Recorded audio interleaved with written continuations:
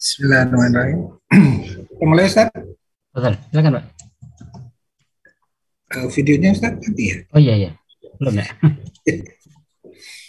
Bismillahirrahmanirrahim. Assalamualaikum warahmatullahi wabarakatuh. Waalaikumsalam warahmatullahi wabarakatuh. Alhamdulillah, syukurillah, la haula wala quwata illa billah. Allahumma sholli ala Muhammad wa ala ali Muhammad fil alamin innaka Hamidum Majid. Rabbi shrah li sadri wa yassir li amri wahlul 'uqdatam min lisani yafqahu qawli amma ba'du. Alhamdulillah bersyukur Allah, malam hari ini kita berjumpa kembali. Kita melaksanakan halaqah silaturahim dan thalabul ilmi.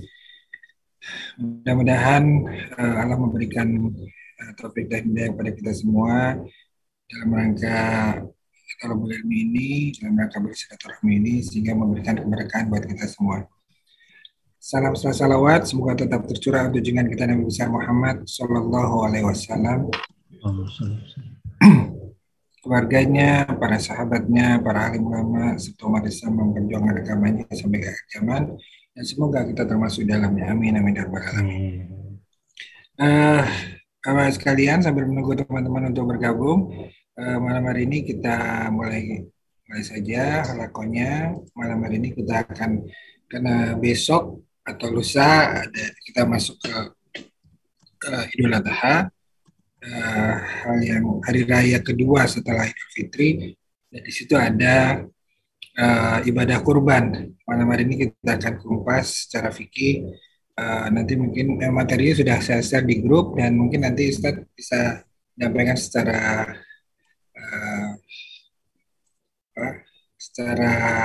cepat, mungkin lompat-lombat gitu, kita tidak materinya. Tadi saya lihat lumayan banyak nih halamannya.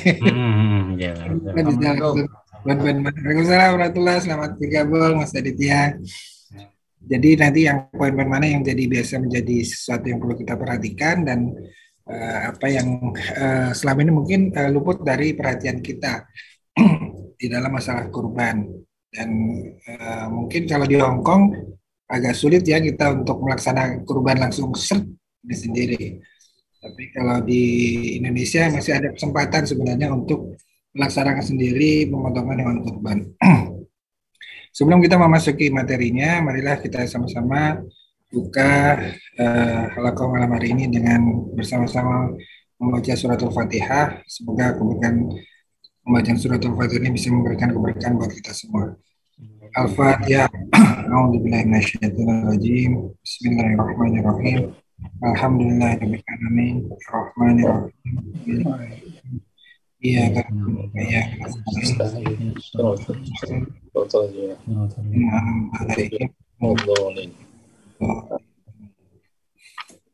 Selanjutnya silakan tafadhol Ustaz untuk memulai. Baik. Terima kasih Pak Adi. Bismillahirrahmanirrahim. Assalamualaikum warahmatullahi wabarakatuh. Assalamualaikum warahmatullahi wabarakatuh. Alhamdulillahirabbil alamin wa bihi nasta'in ala umuri dunya waddin. Wassalatu wassalamu ala asyrafil anbiya'i wal mursalin wa ala alihi wa sahbihi ajma'in. Rabbi shrah li sadri wa yassir li amri wa hlul 'uqdatam min lisani yafqahu qawli. Amma ba'du. Kawan-kawan jamaah yang dirahmati Allah Subhanahu wa taala, alhamdulillah kita bersyukur kepada Allah. Malam hari ini kita diberikan Allah nikmat untuk dapat berjumpa lagi, memanfaatkan sebagian waktu kita untuk mencari ilmu, untuk mempelajari ilmu di antara ilmu-ilmu Allah Subhanahu wa taala. Dan malam hari ini memanfaatkan momen yang sekarang sedang akan kita hadapi, yaitu momen punya siapa? Punya saya atau punya Anda? Punya Mbak ini. Oh iya. Ya. Kita malam hari ini insya Allah berbicara sedikit tentang fikih kurban dan Idul Adha. Jadi langsung saja, ini materinya memang panjang, jadi insya Allah nanti kita baca secara acak aja atau mungkin saya sampaikan secara lisan. Nanti kalau ada pertanyaan atau ada hal-hal yang dibutuhkan untuk kita ketahui secara lebih jelas, nah kita baru bisa merujuk ke ke buku ini ya. Oke. Yang pertama, bismillahirrahmanirrahim. Yang pertama kita berbicara tentang kurban. Kurban ini kan bahasa Arab. Ya, kurban. Jadi kalau ditulis dia pakai kaf, kurban gitu. Tapi sebenarnya kalau pakai bahasa Arab dia dengan huruf qaf, kurban. Ya, kan? Nah, kurban ini artinya apa? Pak Bambang mungkin? Iya. Praktek. Kan biar kita dapat manfaat ya. Gimana Pak Bambang? Kalau kata kurban itu kira-kira artinya apa? Kur.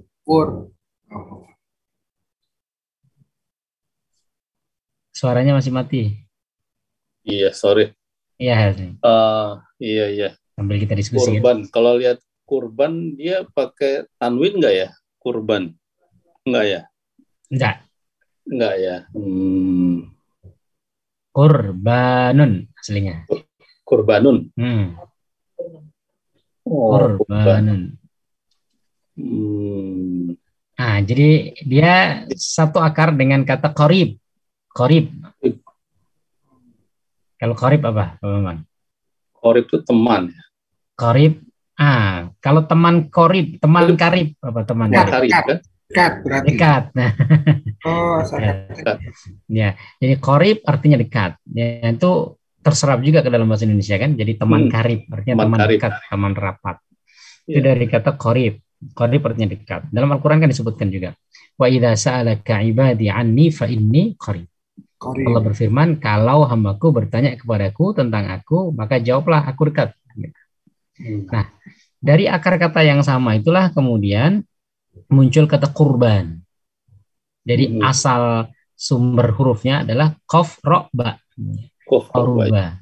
Gitu ya. Nah, kemudian dari qaruba ini bisa qarraba. Qaruba dekat, qarraba artinya mendekatkan. Dari kata qarraba itu kemudian jadi kurban. Itu namanya isim masdar. Qarraba yuqarribu takriban kurbanan.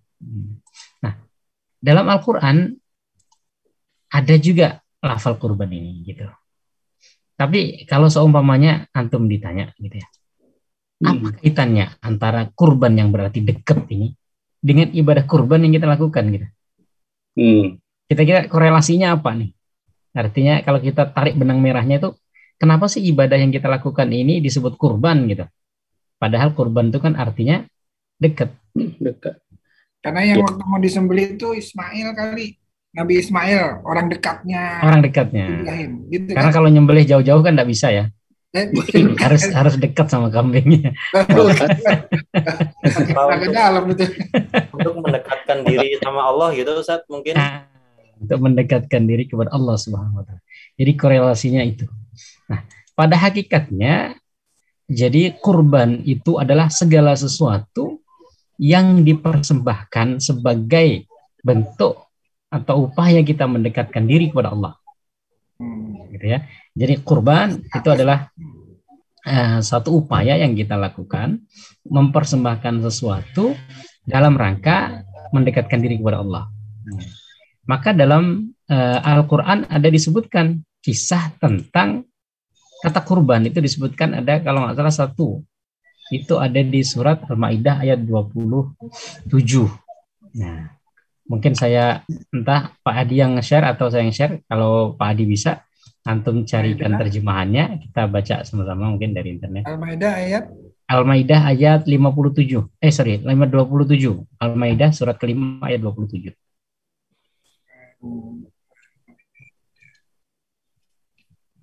Nanti biar kita bisa tahu gitu. Jadi apa sih arti secara bahasa dan nanti istilah gitu. Ayat 50. Ayat 27, Pak. 27.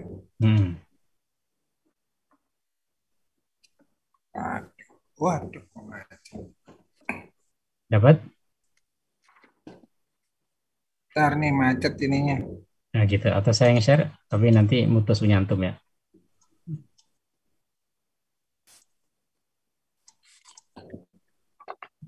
Nah, belum? Oke. Ayat 50, Coba 20. saya share ya. Boleh, nggak apa-apa. Nah, di sini. Ketemu. Watlu alaihim naba abnai Adam bil haqq idh qarraba qurbanan. Nah, ya kan? Fatuqbila min ahadihima wa lam yutaqabbal min al-akhar faqala la aqtulannak qala innama yataqabbalullahu minal muttaqin. Ceritakanlah Muhammad yang sebenarnya kepada mereka tentang kisah dua putra Adam ketika keduanya mempersembahkan kurban. Nah gitu ya. Maka kurban salah seorang dari mereka, Habil diterima dan Qabil tidak diterima. Oke, sekarang kalau kita mendengar kata kurban, ya, yang sekarang ini, yang nggak mau kita lakukan kurban, ini kira-kira apa yang kita persembahkan kepada Allah? Binatang kan? Kambing. Binatang ternak, ya kan? Boleh nggak? Saya mau kurban nih. Kurban apa? Kurban beras satu sak. Gitu. Boleh. Ya, nggak boleh dalam artian itu. Enggak, bukan itu kata kurban yang kita maksud dalam bahasa Indonesia, kan gitu ya? Artinya kalau kita kurban, terus bilang, ini kami panitia kurban, menerima kurban dari Bapak, Ibu, jamaah kaum muslimin dan muslimin. Pak, saya mau kurban nih, saya bawa satu karung. Kira-kira panitia kurban terima nggak? Nggak. Karena bukan itu yang kami maksud, Pak, gitu kan? Kurban, itu namanya kurban ya binatang. Bisa juga ya. Nah, tapi anak Nabi Adam, Qabil dan Habil ini, apa yang mereka persembahkan?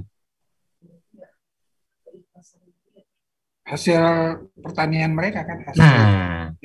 Yang Habil mempersembahkan binatang ternak, kemudian Qabil mempersembahkan hasil bumi. Kan gitu.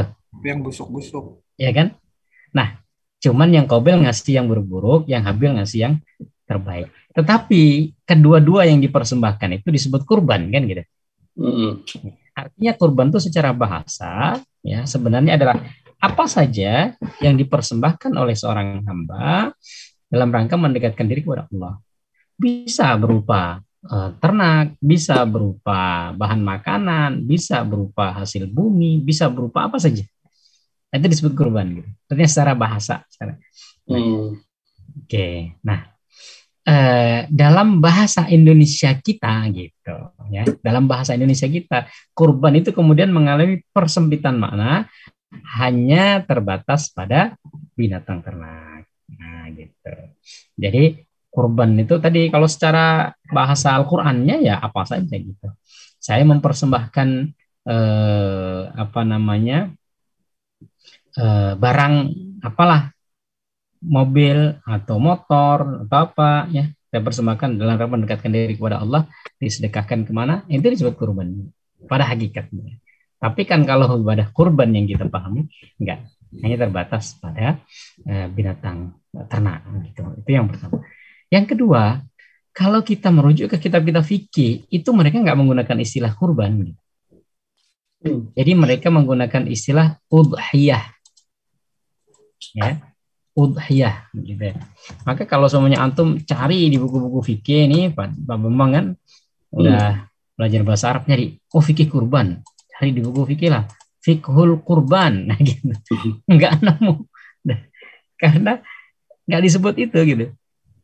Tapi kalau seumpamanya mau nyari dengan kata udhiyah, nah itu baru ketemu nanti.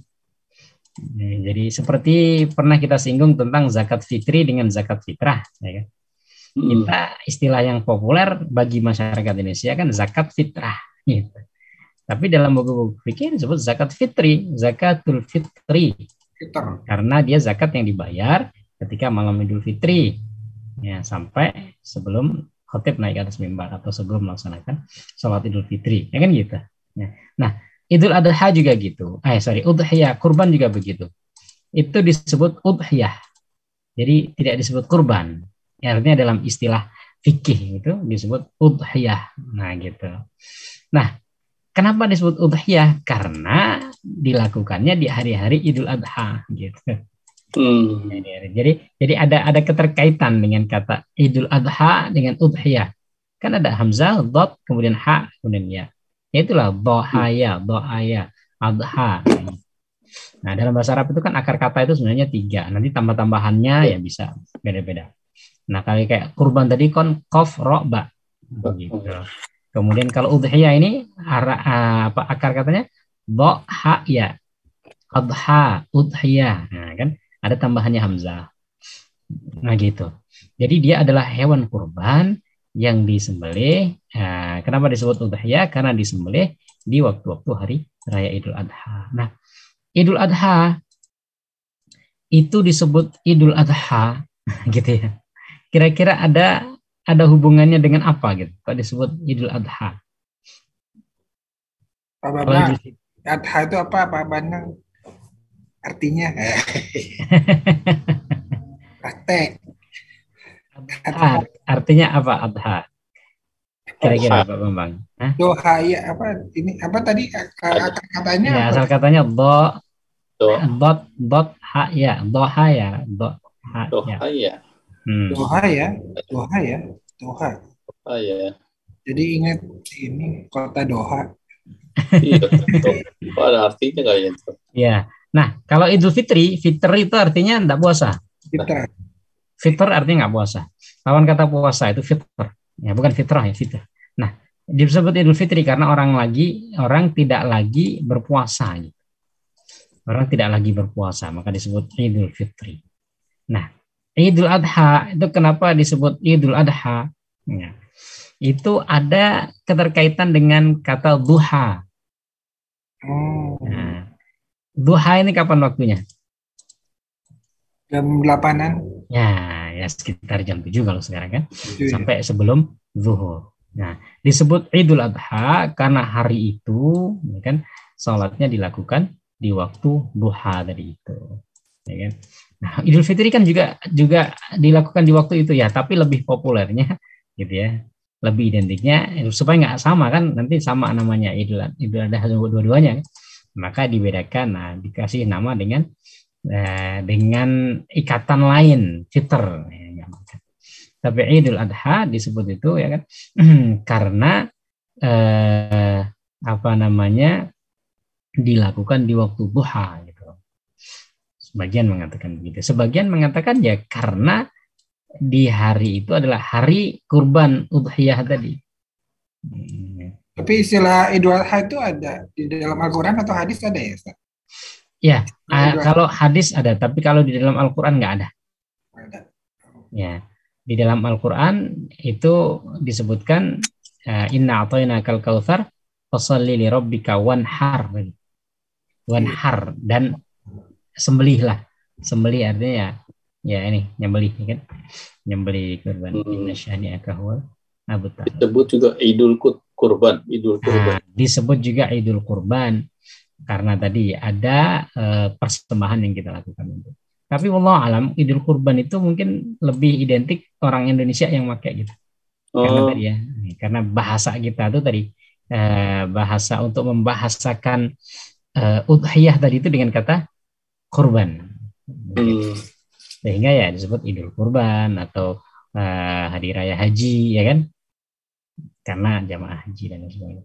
Ya intinya kalau kurban dalam bahasa Arab itu semua persembahan yang dipersembahkan dalam rangka mendekatkan diri kepada Allah. Tapi kalau maksudnya dalam bahasa Indonesia, maksa ibadah kurban itu dalam Arabnya disebut udhiyah gitu ya, udhiyah.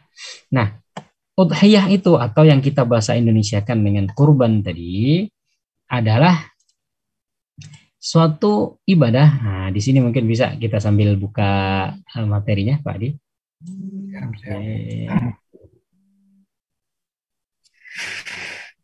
Oke, definisi sudah. Nah, udhiyah ya, secara bahasa itu adalah hewan yang dikurbankan atau sebutan bagi hewan yang disembelih pada hari raya Idul Adha. Gitu. Jadi tadi ada keterkaitannya dengan Adha. Jadi disebutnya udhiyah, nah kan disebut dengan udhiyah. Nah, kemudian secara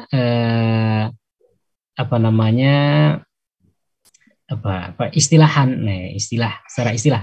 Jadi kan secara bahasa, secara istilah, secara definisi fikih, perbuatan menyembelih hewan tertentu, ya, ingat ini hewan tertentu, dengan niat mendekatkan diri kepada Allah yang dilakukan pada waktu tertentu.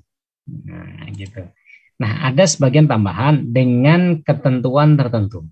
Jadi intinya beginilah, kurban itu berarti menyembelih hewan tertentu pada waktu tertentu dengan ketentuan tertentu. Nah, tertentu ini nanti disyarah atau dijelaskan dalam ilmu mantik, itu disebut dengan penjelasan definisi.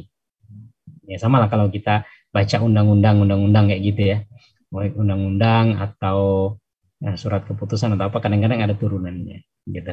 Nih yang dimaksud dengan ini adalah ini, yang dimaksud dengan ini adalah ini. Nah begitu juga. Nah, jadi ibadah kurban adalah menyembelih binatang tertentu. Apa yang tertentu ini? Yang tertentu ini adalah binatang ternak. Apa yang dimaksud binatang ternak? Yang dimaksud binatang ternak adalah unta, sapi, kambing dengan jenis-jenisnya. Kambing yang domba, ya biri-biri, kemudian sapi dengan lembu, kerbau, gitu ya. Bukan ayam. Nah, artinya ayam nggak masuk bagian binatang ternak. Tapi kan banyak orang ternak ayam, gitu. Orang Arab nggak menganggap dia sebagai binatang ternak. An'am itu adalah binatang yang berkaki 4, yang diternak yang berkaki 4. Nah, kalau kuda gimana? Kuda ini diternak tapi bukan untuk dimanfaatkan dalam artian dimakan, gitu. Tapi dimanfaatkan untuk manfaat lain.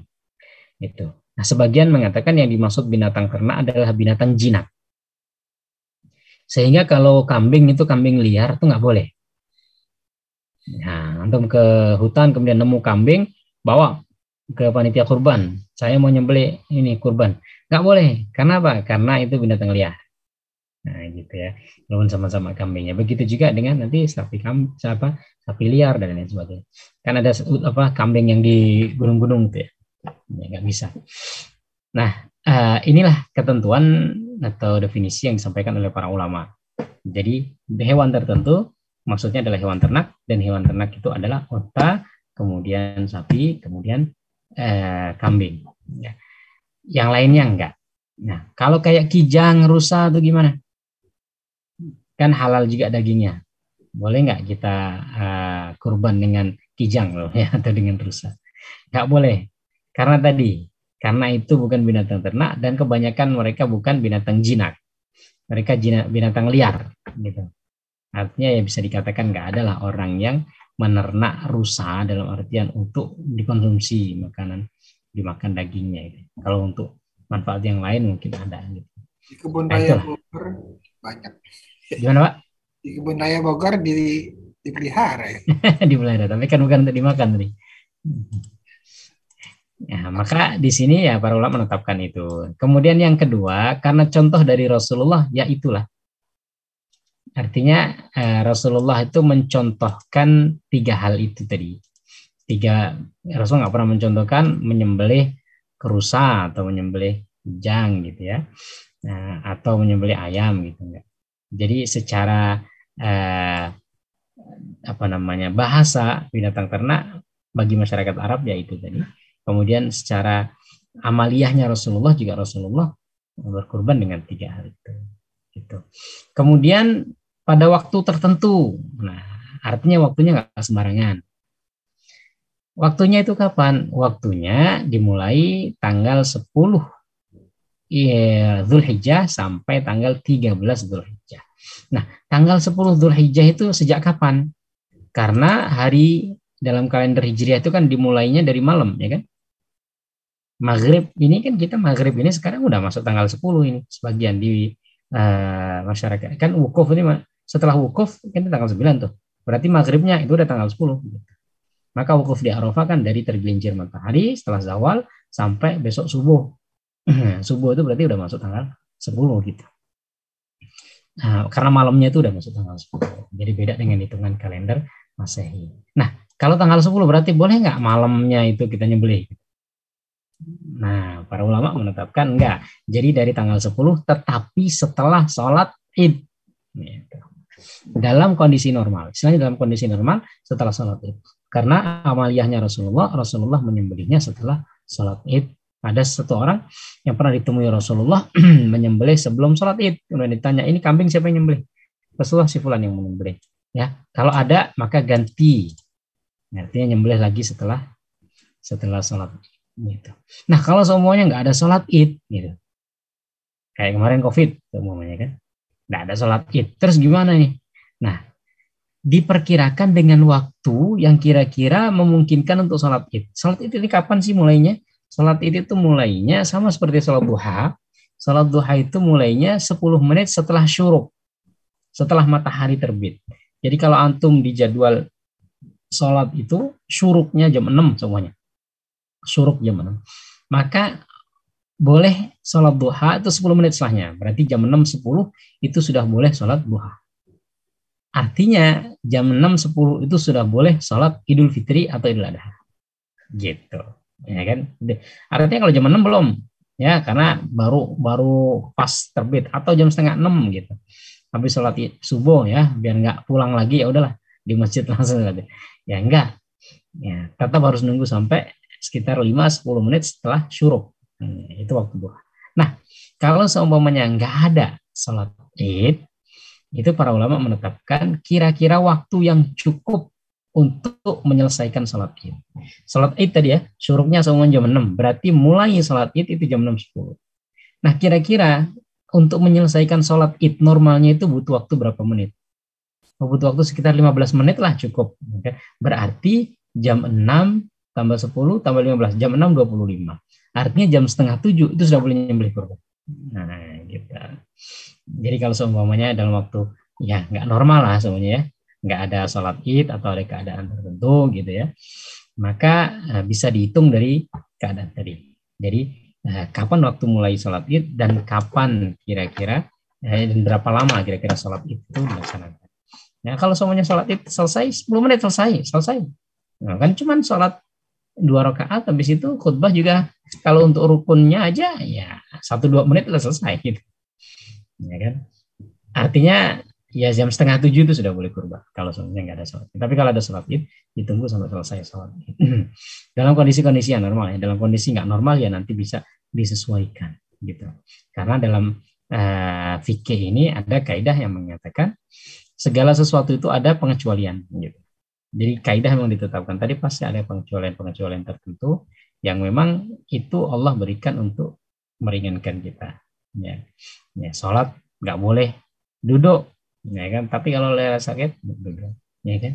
Nah, sholatnya harusnya penuh, tapi kalau safar dia boleh. Ada pengecualian. Oke. Kemudian tadi di waktu tertentu sampai kapan? Sampai tanggal 13 Dzulhijjah, hari terakhir tasyrik. Nah, siang dan malam nggak berpengaruh. Boleh dilakukan siang, boleh dilakukan malam. Tetapi mazhab Imam Malik itu memakruhkan untuk berkurban malam hari. Karena zaman dulu ya, mungkin zaman dulu ya, karena malam itu ya bisa dikatakan zaman dulu masih gelap gitu, sehingga ditakutkan penyembelihannya nggak sempurna. Yang kedua juga malam waktunya orang istirahat. Tapi mungkin kalau keadaan sekarang ya bisa menyesuaikan. Karena sekarang bisa jadi malam juga terang dan bahkan bisa jadi lebih terang daripada siang kan ya. Kemudian juga sebagian orang mungkin siang kerja kan, mungkin seperti antum nggak ada liburnya, siang tetap harus kerja kan. Kapan bisa nyembelih? Ya malamnya, ya silakan. Sampai tanggal 13 Dzulhijjah di sebelum maghrib. Nah itu aja, sebelum maghrib. Karena maghribnya berarti udah masuk tanggal 14. Itu, tapi waktu yang paling utama, ya jadi itu waktu kebolehan. Tapi waktu yang paling utama adalah di tanggal 10 tadi, sampai sebelum zuhur. Itu waktu utama penyembelihan. Artinya ya memang boleh sampai tanggal 13, tetapi seutama-utama waktu adalah dari setelah sholat sampai sebelum zuhur. Maka banyak panitia kurban itu yang ngejar kan. Oke, sembelih dulu, yang penting sebelum zuhur selesai. Nanti untuk masalah motong-motongnya, ngulit-ngulitnya, ya nggak apa-apa. Zuhur, gitu ya. Karena supaya semuanya dapat fadilah, keistimewaan. Waktu yang istimewa daripada penyembelihan kurban itu. Kemudian, nah itu apa ini?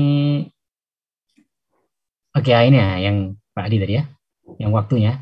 Karena berdasarkan tidak perlu wajib melakukan sholat id, dibolehkan melakukan penyembelihan kurban langsung setelah terbit fajar hari raya. Tadi ya. Setelah terbit fajar hari raya, bukan terbit fajar, iya, bukan fajar ya, matahari ya. Kalau terbit fajar itu kan subuh nih. Fajar itu kan subuh ya. Tapi maksudnya ini terbit matahari. Nah, karena artinya kalau subuh-subuh enggak. Jadi kan beda antara terbit fajar dengan terbit matahari ya. Kalau fajar ini kan ya waktu subuh kita itu artinya pancaran sinar matahari. Ini ada fajar itu kan pancaran seperti syafaq. Kalau sore itu kan pancaran tenggelamnya matahari. Nah itu matahari belum terbit. Nah kalau yang ini maksudnya ada terbit matahari ya supaya nggak salah. Kemudian apalagi yang kira-kira kita agak skip. Hukum berkurban. Nah, gitu. Hukumnya apa? Hukum berkurban fardu kifayah. Sunnah muakkad bagi mayoritas ulama. Kalau 4 mazhab itu 3 mengatakan sunnah muakkad. Ya. Tapi ada satu yang mengatakan wajib, yaitu mazhab Abu Hanifah. Itu mengatakan wajib. Kenapa wajib? Karena perintahnya itu disandingkan dengan sholat. Gitu. Inna a'tainakal kautsar fasholli li rabbika wanhar. Salatlah untuk Tuhanmu dan sembelihlah kurban. Nah, salat kan wajib. Kalau kurban disandingkan dengan salat berarti sama-sama wajib gitu. Kan masa disandingkan tapi satunya wajib, satunya enggak wajib, kan enggak cocok gitu ya. Itu dalil yang pertama bagi mereka. Dalil yang kedua, ada satu hadis Nabi SAW, Rasulullah mengatakan, barang siapa yang memiliki kelapangan kemudian dia tidak berkurban, maka jangan dekat-dekat tempat sholat kami. Ini kan ancaman gitu, ancaman keras betul. Jadi kalau kamu punya keluangan rezeki nggak kurban, jangan ke sholat tempat kami. Kalau ancaman sekeras ini, berarti nggak mungkin dong kalau hanya sekedar sunnah ya. Kalau sunnah ya mungkin lebih ringan. Tapi ancamannya sampai sekeras itu, ini pasti wajib. Nah gitu. Itu dalam mazhab Abu Hanifah. Nah, tetapi syarat kewajibannya itu beda dengan yang lain. Nah, beliau mewajibkan kurban, tetapi syaratnya itu memiliki harta yang sampai nisab zakat. Nisab zakat kalau nggak salah tahun lalu itu di Indonesia sekitar 73 juta. Nisab itu batas minimum orang untuk wajib zakat. Artinya dalam mazhab Abu Hanifah ini orang itu wajib dia berkorban ketika dia punya harta senilai nisab zakat. Berarti kalau di kantongnya ada 73 juta, berarti di tahun itu dia wajib untuk dia berkorban. Gitu. Kalau mazhab-mazhab yang lain kan sunnah muakkad. Tetapi ketentuannya tadi bagi siapa? Bagi orang yang punya harta yang cukup untuk makan di hari raya. Sebagian mengatakan untuk makan di hari raya dan hari tasyrik.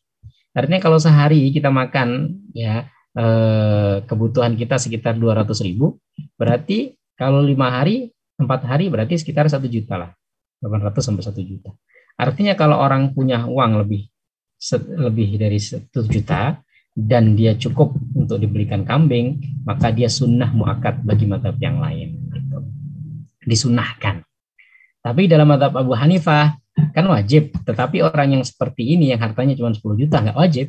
10 juta. Hartanya cuma 1 juta nggak wajib. Gitu. Karena yang diwajibkan adalah bagi yang punya harta ya senilai nisab zakat, yaitu sekitar 70 sampai 73 juta gitu. Artinya kalau seumpamanya saya punya uang 73 juta hari ini, ya kan? Ya, maka saya wajib zakat bagi Abu Hanifah, ya kan? Karena sudah punya senilai nisab. Tapi dalam mazhab yang lain, ya dia sunnah muakkad saja. Tapi batas minimumnya adalah yang penting dia punya harta yang cukup untuk dia makan di hari raya dan hari tasyrik. Gitu. Artinya kalau uangnya cuma 500.000 dan kebutuhan dia di hari raya dan hari tasyrik itu satu harinya 200.000 atau 300.000, berarti kan belum mampu. Mungkin berarti ya nggak ada kesunahan apalagi kewajiban gitu. Itu sih. Nah, bagi yang sunnah apa dalilnya? Kalau tadi bagi yang mengatakan wajib kan dalilnya tadi fasholli lirabbika wanhar. Kemudian barang siapa yang memiliki keluangan dan dia tidak keluangan, maksudnya keluangan rezeki dan dia tidak berkorban, maka jangan dekat-dekat musola kami. Jangan dekat-dekat tempat sholat. Nah, tapi yang sunnah muakkad juga nggak kalah gitu. Dia dalilnya apa? Dalilnya sama. Fasholli lirabbika wanhar. Mereka mengatakan memang jadi perintah kurban itu disandingkan dengan sholat. Tapi perintah sholat itu kan bukan perintah sholat 5 waktu, tapi perintah sholat hari raya. Perintah sholat id. Kalau perintah sholat id kan sunnah muakkad. Maka yang disandingkan kurban itu juga sunnah muakkad gitu. Kan karena perintah sholat ini kan nggak umum gitu ya. Nggak selalunya itu tertuju kepada sholat 5 waktu. Banyak perintah sholat yang sholat tahajud, ya kan? Qumil laila illa qalila, bangunlah malam kecuali sedikit. Itu kan bukan perintah untuk sholat 5 waktu, tapi sholat tahajud. Nah, dalam surat Al-Kautsar ini perintah sholatnya bukan perintah sholat 5 waktu, tapi sholat Idul Adha. Gitu. Nah, itu kan kita semuanya sepakat sholat Idul Adha hukumnya sunnah muakkad. Maka kurban yang disandingkan itu hukumnya juga sama sunnah muakkad. Itu yang pertama, dalil yang mengatakan sunnah muakkad. Yang kedua, dalil dari hadis. Hadis juga mengatakan begini. Rasulullah SAW bersabda, barang siapa yang melihat hilal Dzulhijjah, artinya udah masuk 1 Dzulhijjah, kemudian dia ingin berkurban, maka hendaklah dia menahan daripada bulu dan kuku-kukunya. Gitu kan? Nah, di situ kan disebutkan barang siapa yang melihat hilal Dzulhijjah kemudian ingin berkurban. Kalau wajib ya ngapain? Ingin nggak ingin ya harus dilakukan. Tapi Rasul kan mengatakan barang siapa yang melihat awal Dzulhijjah ini nih. Betul Pak Adi. Ya kan? Jika kalian telah melihat hilal, tanda maksudnya bulan Dzulhijjah, lalu salah seorang dari kalian ingin berkurban, maka hendaklah ia ingin berkurban. Berarti kan kesadaran sendiri, bukan paksaan gitu lah, bukan ada tuntutan. Karena kalau semuanya dia wajib ya nggak mungkin dikatakan mau nggak mau harus mungkin gitu, benar. Nah gitu. Mereka berdalil. Di sini kan mengatakan ingin, sehingga kalau nggak ingin ya nggak apa-apa, gitu ya. Jadi kalau nggak ingin kurban ya nggak apa-apa. Ini dalil tentang hukum kurban ya, antara yang sunnah muakkad atau yang wajib. Tetapi ya intinya sih kalaupun wajib itu tidak semudah syaratnya seperti yang sudah muakkad. Artinya bukan berarti yang mengatakan wajib itu kemudian hartanya kalau cuma punya 1 juta berarti udah wajib. Enggak. Ya, tetapi tadi nisabnya memang agak ditinggikan, batasan kepemilikan hartanya agak ditinggiin. Sehingga Imam Abu Hanifah mengatakan ya wajib gitu. Sehingga tidak membebani. Kalau semuanya yang penting punya harta yang cukup untuk makan selama hari raya dan hari tasyrik, maka wajib. Oh berarti orang udah punya 1 juta udah harus wajib kurban dong, nah, gitu ya. Atau orang punya 3 juta udah harus wajib kurban. Nah enggak, tapi wajibnya yang punya nisab zakat. Ya. Oke. Hadis yang lain ini juga Rasulullah mengatakan umirtu bin nahri wa huwa sunnatun lakum. Saya diperintahkan untuk berkurban sementara bagi kalian itu adalah sunnahnya. Selanjutnya oke, itu kita loncat-loncat ya, kita cobain. Kondisi yang menyebabkan terjadi perubahan hukum berkurban. Nah ini sih maksudnya kurban itu pada hakikatnya dia sunnah, tapi dia bisa menjadi wajib. Yang pertama kalau nazar, orang bersumpah, ya kan, nazar. Oh saya kalau lulus ini, saya mau kurban tahun ini, berarti kurban itu wajib bagi dia. Ya, nggak lagi sunnah, karena nazar. Ya, nazar yang lain juga wajib ya, maka nazar dengan kurban juga dia jadi wajib. Kemudian yang kedua, sengaja dibeli dengan tujuan dikurbankan, yaitu jika yang membeli itu adalah seorang miskin. Jadi gini. Orang miskin itu kan nggak ada tuntutan. Ya, terima kasih Pak Raja. Saya kira harus sponsor bentar. Oke. Ya, saya lanjutkan. Orang miskin itu kan tidak ada tuntutan untuk berkurban.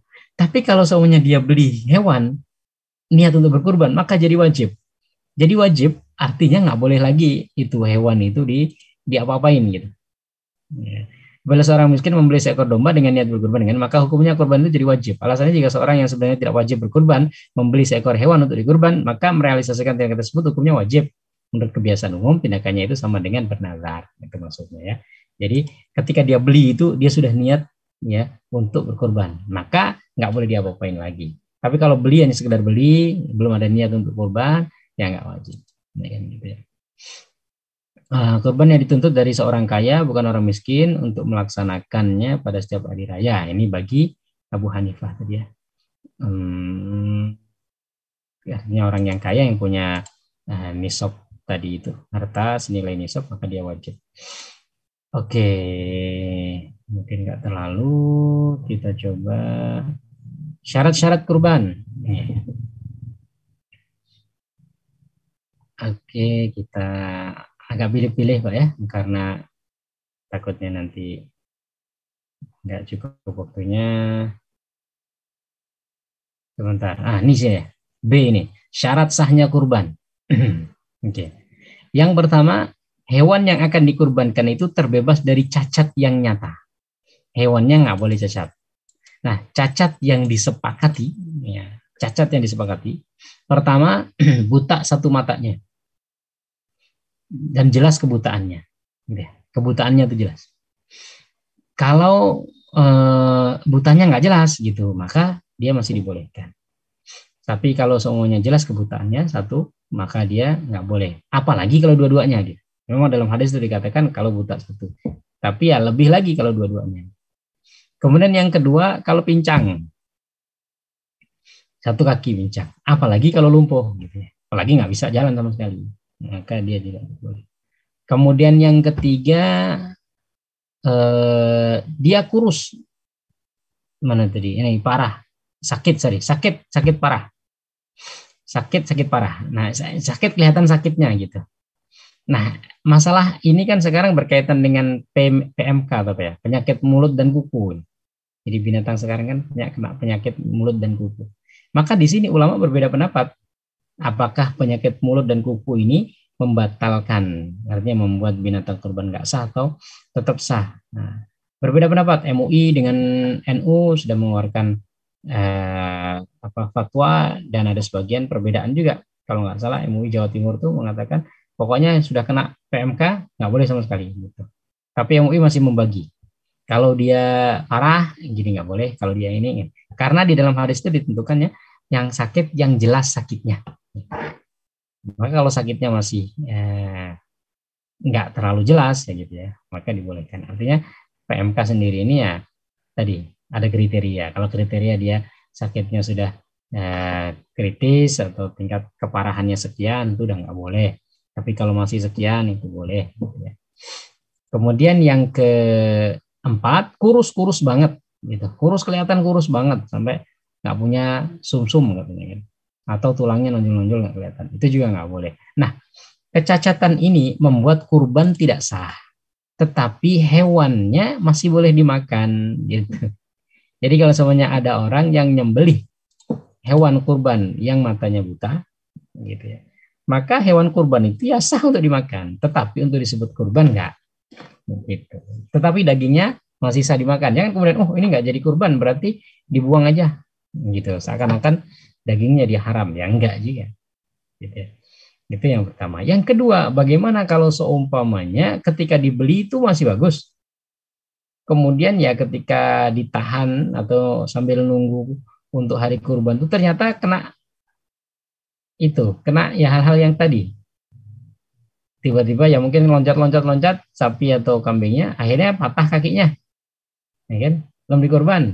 Nah, gimana tuh? Kemudian ya mungkin dia kemudian matanya kena kayu atau apa. Gitu ya.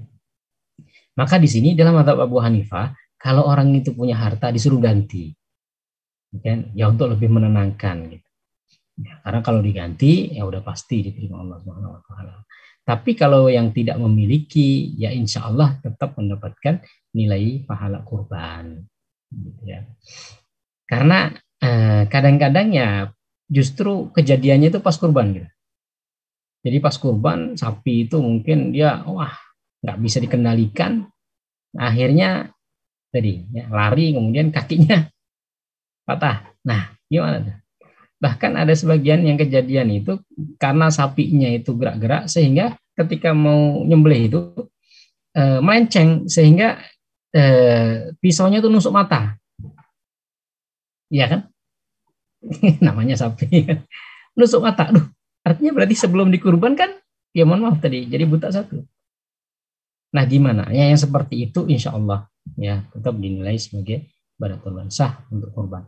Jadi para ulama menetapkan kalau ketika dibeli dia dalam keadaan baik kemudian mengalami kecacatan dalam perjalanan menunggu kurban tadi itu maka insya Allah tetap sah untuk dijadikan sebagai hewan kurban. Tapi kalau pas belinya itu memang buta maka dianggap tidak sah walaupun dia nggak tahu. Artinya ini orang beli ini kan pincang kakinya. Tapi dia nggak tahu kalau syarat sahnya kurban itu nggak boleh pincang. Pas dia beli pincang gitu. Terus ternyata pas sebelum dikurban baru dikasih tahu, Pak nggak boleh pincang. Loh, gimana saya belinya? Nah, maka seperti itu ya dianggap nggak sah untuk kurban. Kenapa? Karena ketika beli itu sudah pincang ya, belum diniatkan untuk kurban. Walaupun dia nggak tahu. Ya nanti mudah-mudahan pahalanya tetap di sisi Allah dapat gitu ya, karena dia sudah niat untuk berkurban.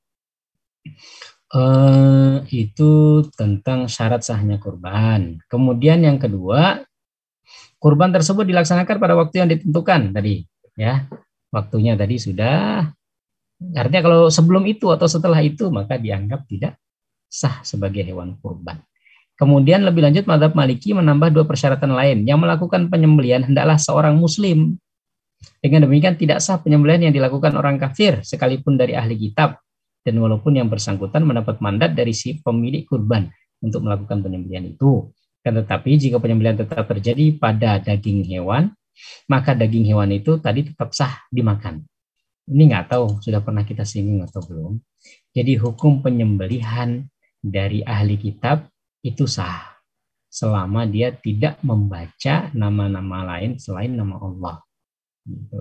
Artinya sah sebagai binatang, sebagai daging yang boleh dimakan. Tapi untuk kurban menurut mazhab Imam Malik tidak boleh, harus muslim gitu. Nah, jadi kalau seumpamanya disembelih oleh ahli kitab maka tidak disebut kurban, tapi dagingnya tetap boleh dimakan gitu ya. Ini mungkin sebagian kita masih agak janggal. Oh, ternyata boleh sembelihan non muslim. Non muslim ada 2. Non muslim pertama non muslim ahli kitab, yang kedua non muslim musyrik namanya. Non-muslim ahli kitab itu berarti Yahudi, Nasrani, sementara non-muslim musyrik ya yang lainnya, Hindu, Buddha, Konghucu, dan lain sebagainya, atau bahkan yang nggak beragama, maka itu sembelihannya sama sekali nggak boleh. Mau baca bismillah, nggak baca bismillah, nggak boleh. Okay. Tapi kalau ahli kitab tadi, para ulama mengatakan, boleh selama tidak menyebutkan nama selain Allah. Gitu ya. Apalagi kalau dia semuanya orang Nasrani atau Yahudi membaca bismillah, maka dia halal dagingnya. Nah, sementara itu menurut mazhab selain Malikiyah hukumnya hanya dianjurkan penyembelihan itu tidak dilakukan oleh selain muslim. Artinya dianjurkan agar yang menyembelih itu muslim. Tapi kalau non muslim dalam artian ahli kitab yang menyembelih itu tetap sah walaupun dianggap tidak afdol gitu. Sebagaimana makruhnya hukumnya penyembelihan yang dilakukan oleh seorang kafir dhimmi dari kitab. Jadi makruh saja. Ya, enggak sampai haram. Alasannya penyembelihan kurban adalah sebuah ibadah untuk mendekatkan diri kepada Allah, sementara orang kafir tidak berkompeten untuk melakukan aktivitas seperti itu. Demikian juga apabila orang kafir itu melakukan penyembelihan sebagai wakil dari rakyat muslim, maka tindakan itu dibolehkan meskipun hukumnya makruh. Jadi tadi ya, kalau seumpamanya orang itu kurban, niat kurban, terus dia nggak bisa nyembelih, kemudian dia mewakilkan kepada ahli kitab Yahudi atau Nasrani untuk nyembelih itu, maka dalam mazhab yang ketiga, 3 mazhab itu boleh. Sementara dalam mazhab Maliki saja nggak sah gitu ya. Dan dia dagingnya ya boleh untuk dimakan gitu, walaupun tidak dianjurkan. Nah, ini sama dengan mereka mengkiaskan dengan pembangunan semuanya bangun masjid, tapi yang bangun orang non-muslim, boleh apa enggak? Gitu. Ya boleh saja, maka ya kurban juga boleh aja, kan itu cuma wasilah untuk nyembelih, katanya begitu ya. Ya itu dalilnya sih. Ya ini ilmu, tapi prakteknya belum tentu bisa dipraktekkan. Karena sebagian masyarakat kita mungkin susah untuk menerima, wah kok non-muslim yang menyembelih gitu, atau belum ilmu ini belum tersebar. Maka ya sudah, pakai yang normal-normal aja, yang biasa aja. Tapi untuk kita jadikan sebagai ilmu maklumat, ya kita perlu mempelajari yang seperti ini, gitu ya. Karena nanti kalau suatu saat kejadian ya kita tahu, oh ada di buku ini gitu. Sebenarnya nggak apa-apa. Tapi untuk langsung diterapkan semena-mena ya kita lihat dulu masyarakat kita. Maka kesalahan sebagian pembelajar itu kadang-kadang apa yang dipelajari dari kajian atau dari buku itu seakan-akan harus langsung diamalkan. Nah ini kadang-kadang yang salah, nggak ngelihat keadaan masyarakat. Kita ngelihat keadaan masyarakat. Kadang-kadang masyarakat itu belum cukup pemahamannya, ya udah kita tahan dulu, gitu kan. Kita cari yang kira-kira bisa diterima oleh masyarakat. Pembelian hewan kurban hendaknya tidak melalui patungan. Dengan demikian, jika beberapa orang bergabung untuk membeli suatu hewan atau hewan itu dimiliki oleh beberapa orang lalu disembelih sebagai kurban bersama, maka kurban yang seperti itu tidak sah bagi seluruh peserta patungan. Oke. Patungan ini dalam mazhab Imam Malik itu nggak boleh. Walaupun sapi atau unta. Kalau kambing semuanya sepakat nggak boleh untuk patungan lebih dari satu orang. Tetapi untuk sapi kemudian unta itu kan boleh patungan. Imam Malik mengatakan nggak boleh, tetapi dibolehkan dengan beberapa syarat. Jadi boleh dengan syarat. Syarat yang pertama, pihak yang diikutkan dalam patungan pahala itu adalah dari keluarga dekat. Artinya harus dari keluarga dekat. Kalau kayak di masjid banyak sekarang ya, itu kan arisan tuh, atau di banyak tempat lah pada zakat. Ya kan orang nggak saling kenal satu dengan yang lainnya, ngumpul iuran jadi satu sapi, gitu. Satu orang mana, bahkan kadang-kadang ada yang di luar kota gitu. Itu dalam mazhab Imam Malik tidak sah, tapi dalam mazhab yang lainnya sah, nah, gitu ya. Itu syaratnya. Syarat yang kedua, pihak-pihak yang dimaksud adalah orang-orang yang dinafkahi oleh orang yang berkurban itu, baik penafkahan dimaksud bersifat wajib seperti orang tua atau anak. Ya. Jadi tadi dengan saudara atau dengan paman, dengan ini boleh. Ya. Iuran 7 orang untuk beli sapi. Gitu. Tapi kalau di luar keluarga nggak boleh. Gitu ya. Nah yang kedua diantara yang boleh lagi kalau di bawah tanggungan seperti dengan anak atau dengan orang tua. Gitu kan. Itu ya boleh. Artinya ada bapak ibu kemudian punya 5 anak, udah kita serumah satu sapi. Ya monggo. Boleh. Gitu kan. Tapi kalau tadi ya pencar-pencar satu jamaah masjid, satunya dari mana, satu dari mana, itu nggak boleh. Dalam mazhab Imam Malik, nggak sah sebagai kurban. Tapi dalam mazhab yang lainnya boleh. Yang selanjutnya, pihak-pihak dimaksud adalah orang-orang yang tinggal bersama dengan orang yang berkurban itu dalam satu rumah. Nah, dalam satu rumah mungkin ada ponakan atau ada orang yang sepupu atau apa gitu. Bahkan kalau seumpamanya di sini dilihat ya dari kata satu rumah, itu bisa jadi orang yang ngontrak itu bisa juga gitu. Atau ngekos maksudnya. Ngekos nih serumah dengan ibu kos. Ya udah kalau dia patungan dengan itu boleh karena tinggal serumah. Gitu. Ya. Nah, kalau keluarga udah pasti lebih boleh lagi kan gitu ya. Tapi kalau nggak serumah maka nggak boleh. Ini dalam mazhab Malik. Tapi mazhab yang lainnya ya boleh saja. Yang penting syaratnya itu pertama untuk sapi itu maksimal 7 orang. Maksimal 7 orang. Selain maksimal 7 orang, setiap orang itu nggak boleh kurang dari 1/7 saham. Ini sudah kita singgung ya kemarin ya, Pak Adi, betul ya? Belum Ustaz.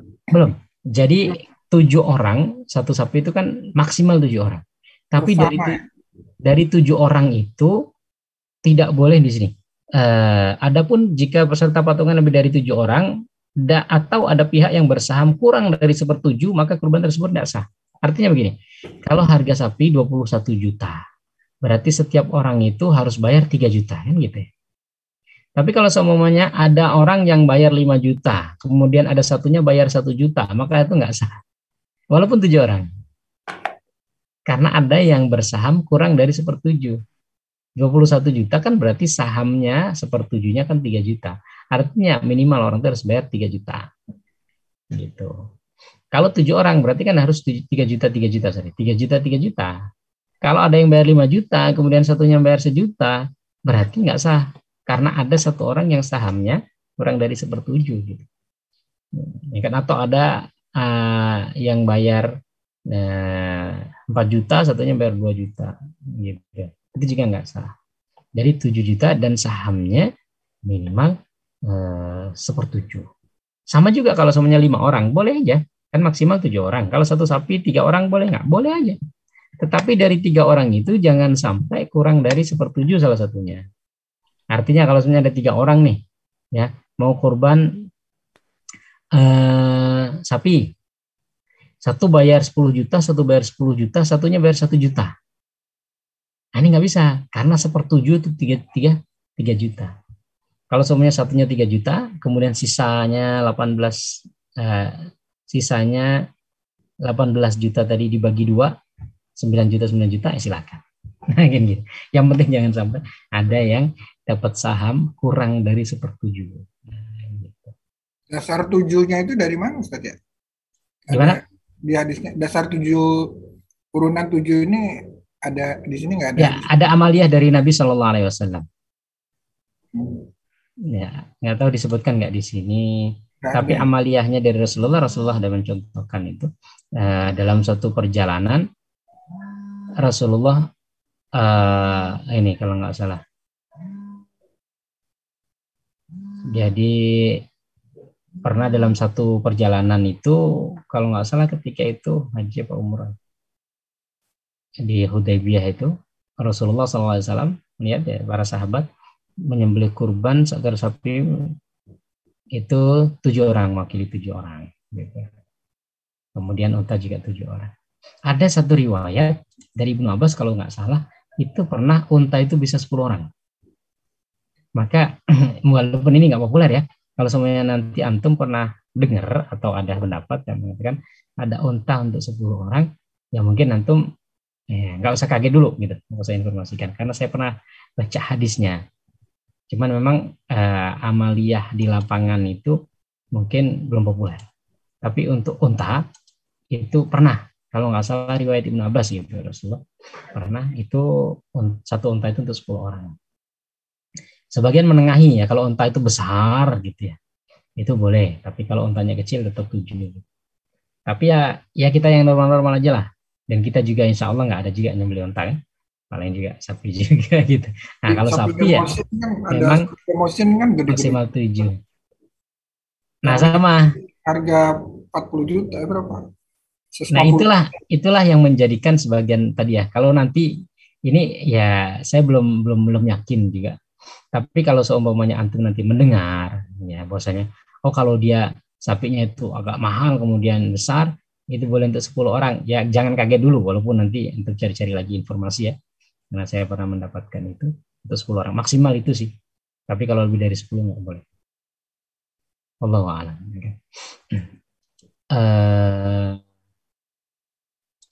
Tanya jawab atau kita lanjut? Ya, mau tanya Ustaz. Oh silakan Andri ya. Assalamualaikum warahmatullahi wabarakatuh. Waalaikumsalam warahmatullahi. Itu kalau misalnya mau ininya sapi gitu ya, mau kurbannya sapi, tapi kita pakainya untuk bukan patungan, misalnya kalau misalnya saya mau kurban sapi tapi ini untuk 7 orang gitu atau lebih dari 7 orang, itu gimana? Apakah misalnya boleh misalnya ini untuk saya, istri, anak, keluarga, orang tua misalnya gitu ya, atau cukup misalnya berkorban untuk saya dan keluarga, nanti pada saat kurbannya ngomong gitu aja. Oke. Ya, kalau seumpamanya antum untuk saya dan keluarga, maka sebenarnya itu atas nama antum sendiri. Dan untuk keluarga itu adalah pahalanya. Jadi gini, ada nggak di sini ya? Jadi Rasulullah kan berkorban dengan 2 kambing. Kambing satu, Rasul mengatakan, ya Allah, ini dariku dan dari umatku yang belum kurban.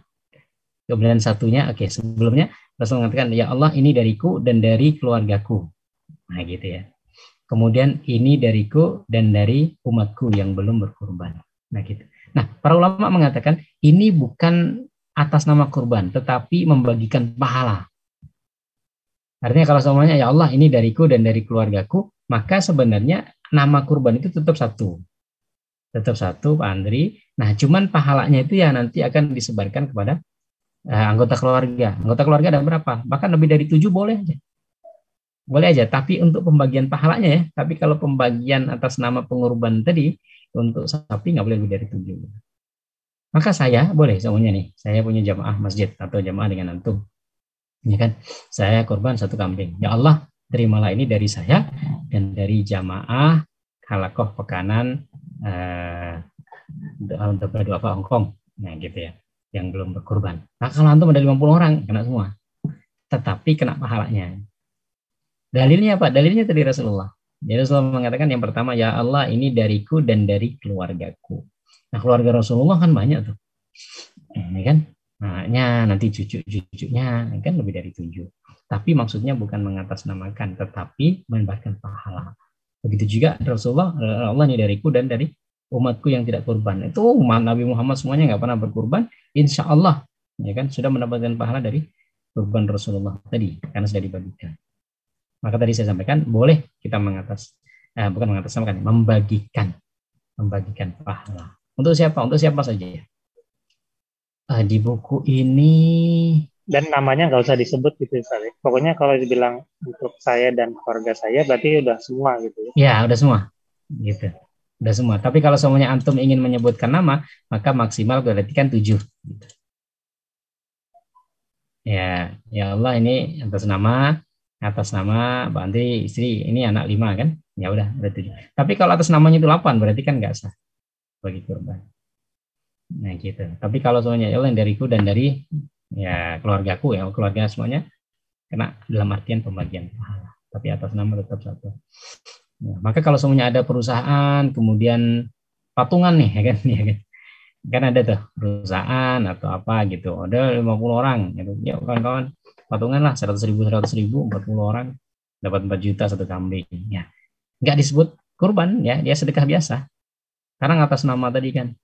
Tapi kalau seumpamanya 1 orang gitu ya, ya Allah ini dari saya ajar dan untuk itu boleh. Artinya gini, berarti kawan-kawan yang satu perusahaan tadi kan dia sedekah ke atas nama saya salah satu pegawai perusahaan gitu kan. Kemudian perusahaan itu udah ngumpul semua, udah ini untuk Johar nih, nama Johar, ya udah atas nama saya. Kemudian saya, ya Allah ini dari saya dan untuk kawan-kawan yang jadi sah sebagai kurban atas nama saya dan pahalanya insya Allah nyampe ke kawan-kawan. Itu untuk menyikapi sih. Tapi kalau langsung, ya Allah ini dari PTA gitu. Nah, PTA-nya ya berapa orang? Maka itu ya sedekah biasa jadinya. Karena tadi iurannya lebih dari 7 orang, berarti sahamnya itu setiap orang berapa? Tapi kalau disedekahkan gitu, disedekahkan ke si A, berarti itu kan sudah kepemilikan saya secara pribadi.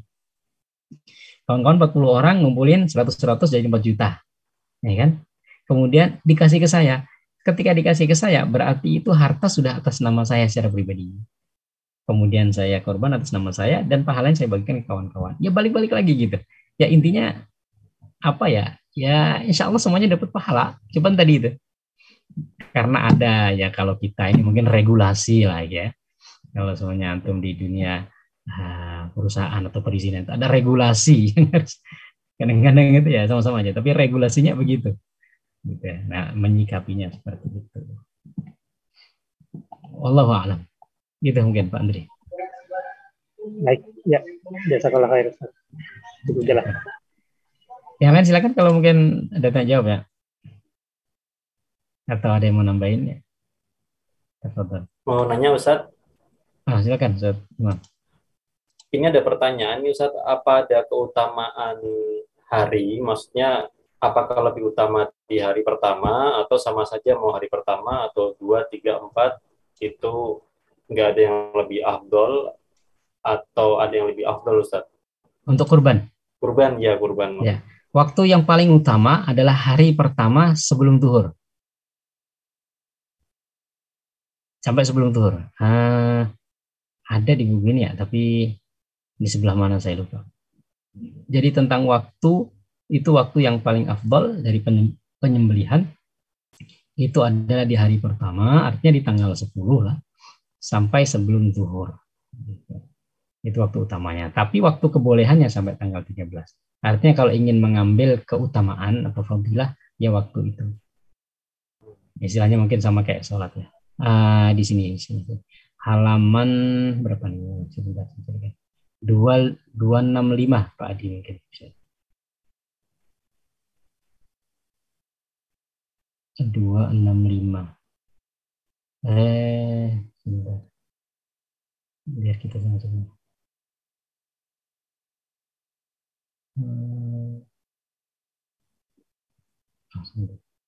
Ini soalnya di Indian Mazhab.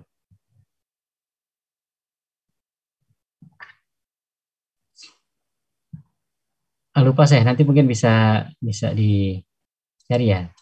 Tapi yang pernah saya baca dari buku ini Ustaz, di layar ada waktu berkurban. Halaman berapa, Pak? Iya, itu 265 ya. Oh ya, ini ya. Akan tetapi mereka semua sepakat menyatakan bahwa waktu yang paling utama untuk berkurban, paling utama ya, adalah pada hari pertama sebelum matahari tergelincir. Ya, tadi sebelum zuhur. Karena ketika matahari tergelincir berarti zuhur. Karena itu sunnah Rasulullah SAW. Tapi untuk kebolehan, ya monggo saja. Sampai tanggal 13. Gitu Ustaz. Oke, makasih Ustaz. Oke. Hewan kurban ini kan boleh dimakan juga untuk sendiri ya. Oh ya, termasuk pembagian hewan kurban ini mungkin penting. Perlu kita baca atau? Yang mana Ustaz? Ada nggak ya? Pembagian hewan kurban. Kita sudah sempat ke PDF-in belum? Tadi. Masalah daging terakhir kayaknya mungkin di yang terakhir. Iya, di terakhir. Tapi nggak tahu tadi sempat ke PDF-in belum? Tadi agak belum kayaknya. Karena terakhir nggak ada Pak dia. Nggak ada tadi masalah daging hewan kurban tuh terakhir tadi di halaman terakhir. Tapi nggak ada lanjutannya ya? Bukan terkait daging kurban. Nah, ini. Nggak ada lanjutan tapi ya? Adapun dalam hal boleh tidaknya si pemilik memakan hewannya aturannya kepada pihak habis. Iya, sorry nggak sempat menyelesaikan PDF-nya. Jadi intinya begini, pembagian hewan kurban ini sebenarnya diserahkan kepada pengurban. Inti dari ibadah kurban itu adalah mengalirkan darah. Istilahnya begini ya, kalau mau kasar-kasaran. Jadi yang penting nyembelih, habis itu dagingnya mau diapain aja terserah. Jadi dia sudah dapat pahala kurban. Karena Rasulullah mengatakan tidak ada amalan yang lebih baik yang dilakukan di hari nahar, di hari tanggal 10 itu, melebihi mengalirkan darah gitu. Akhirnya artinya mengalirkan darah, udah selesai gitu. Tapi untuk lebih utamanya dan supaya juga tujuan kurban itu terlaksana kan ya harus ada dibagikan. Nah pembagiannya itu ada hadis yang mengatakan 1/3 dimakan, 1/3 disimpan, 1/3 dibagikan. Gitu. Ada yang mengatakan hadis yang lain 1/3 dimakan, 1/3 dihadiahkan, 1/3 disedekahkan. Apa bedanya hadiah dengan sedekah? Kalau sedekah kepada orang yang membutuhkan, fakir miskin. Kalau hadiah kepada siapa saja. Artinya kalau kita punya tetangga yang kaya, itu bukan sedekah, itu namanya hadiah. Jadi 1/3 untuk itu. Dengan non-muslim juga boleh kan ya? Kepada non-muslim, mazhab Abu Hanifah membolehkan, cuman mazhab Imam Syafi'i tidak membolehkan. Tetapi kalau menurut saya, ya lebih diutamakan. Lebih diutamakan sih untuk muslim gitu ya. Nah, kemarin itu mohon maaf ada pertanyaan juga yang perlu ditanyakan ke saya. Nggak tahu ini, mudah-mudahan nggak nyinggung ya. Jadi ada jamaah Ahmadiyah lah. Ahmadiyah itu mereka juga kurban gitu. kalau menurut fatwa MUI kan mereka ini sesat. Artinya mereka bukan bagian dari Muslim. Sehingga sembelihannya ya dianggap nggak sah. Nah, ketika mau nerima, ya kan berarti kita nggak boleh makan sembelihan orang non-Muslim dan mereka bukan ahli kitab. Ya, karena mereka bukan ahli kitab, Nasrani bukan, Yahudi bukan, Muslim juga bukan gitu. Jadi mereka seperti agama-agama yang lain. Tapi kalau mau nggak diterima, nggak enak juga karena tetangga gitu. Ini ada, karena di sekitaran saya ini ada beberapa orang Ahmadiyah. Akhirnya saya juga agak bingung ketika itu jawabnya gimana ya. Ya mungkin diterima lah, tapi yang penting nggak nyinggung perasaan ya. Nanti mau diapain, yang penting jangan dimakan. Tapi kemudian ada yang ngasih solusi. Mungkin begini Ustaz. Jadi nggak apa-apa diterima, tapi kasih kepada orang lain yang non Muslim. Gitu. Ya artinya kan bagi kita sembelihan itu nggak sah karena mereka bukan Muslim dan mereka juga bukan ahli kitab. Gitu. Tapi untuk tidak diterima takut nyinggung perasaan karena tetangga. Gitu. Ya udah terima aja, tapi nanti kasih mungkin ada tetangga lain yang non Muslim deh. Nah kalau non Muslim kan ya terserah kan dia malah senang juga. Deh. Itu sih. Nah kalau kurban kalau semuanya memang antum punya kawan dekat ini non Muslim, saya sih secara pribadi ya nggak apa-apa silakan ikut mazhab Abu Hanifah gitu. Karena kita ini dengan adanya perbedaan pendapat dalam mazhab ini memberikan peluang kemudahan bagi kita tergantung dengan keadaan kita gitu ya. Bukan nyari mana yang mudah enggak, tetapi kalau keadaan kita memerlukan itu untuk hidup di kawasan minoritas Muslim, ya kan? Banyak kawan-kawan yang non Muslim untuk kurban, ya sebagai bentuk sedekah kan gitu. Apalagi kalau semuanya Muslimnya udah cukup semua gitu. Ya pakai pendapat yang membolehkan. Kalau semuanya di Indonesia yang non Muslim malah kaya-kaya gitu kan, yang Muslim malah membutuhkan, terus antum langsung bagi ke non Muslim gitu kan. Nah ya ini kita pakai yang mazhab Imam Syafi'i lah, ya, lebih maslahat untuk kaum Muslim. Wallahu a'lam. Tanya Ustaz. Oke, tafadhol. Kalau kurban itu kita nggak perlu nyaksiin ya. Kita kurbannya di tempat lain gitu. Nah, ini dia. Oke. Karena di jawabannya ya. Ada di buku, kita sambil baca sedikit ya. Ada, Ustaz. Ada hal-hal yang disunahkan kalau nggak salah. Tadi sempat saya. Halaman 283. Hal-hal yang sunnah dan makruh dalam berkurban serta hal yang diucapkan bagi seorang yang akan berkurban. Oke.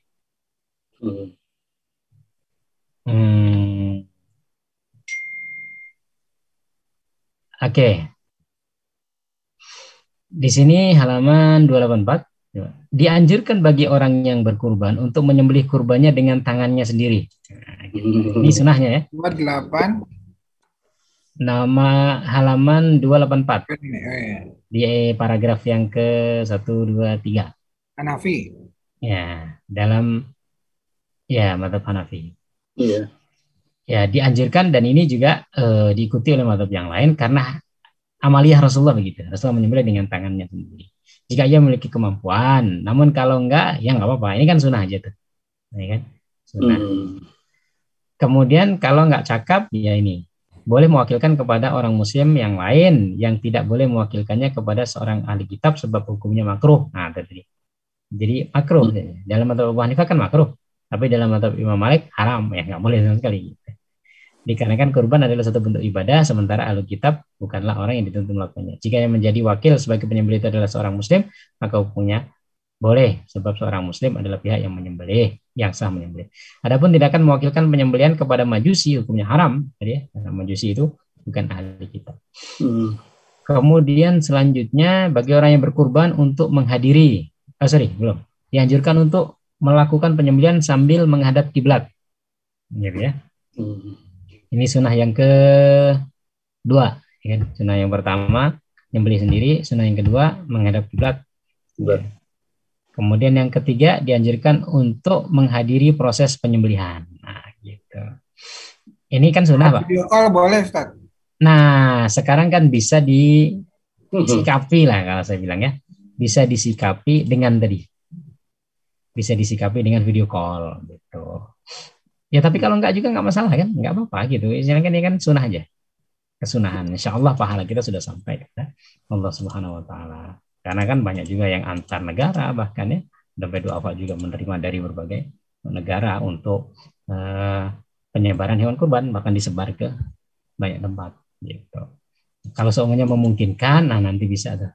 Jadi supaya sebagai bentuk juga mungkin apresiasi kepada sohibul kurban ya kan.